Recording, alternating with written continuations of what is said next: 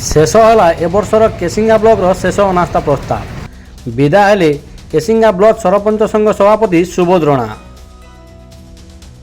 कलाहांडी जिला केसिंगा ब्लॉक शेष अनास्था आज पारित होईछि।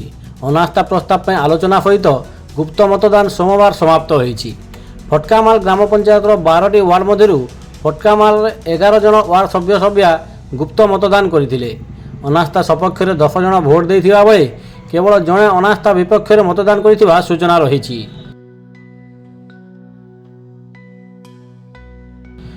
गुप्त मतदान बेले मतदान करथिबा वार्ड सभ्य सभ्या मध्यरु केही जणे भोट बाक्स भितर किछि केमिकल पकाई भोटिंग चिट गुडी को नष्ट करिया पई चेष्टा करथिबा बेले एहाकु नै किछि समय पई चापा उत्तेजना देखिया को मिलिथिला।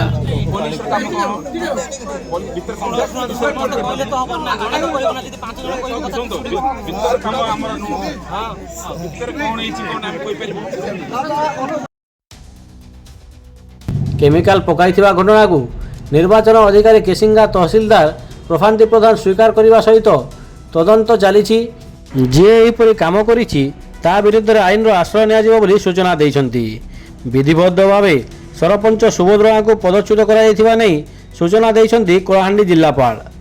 आजिर अनास्थारे शांति श्रृंखला बजाय रखिया पई 2 प्लाटून पुलिस मुतयन करा जायथिला।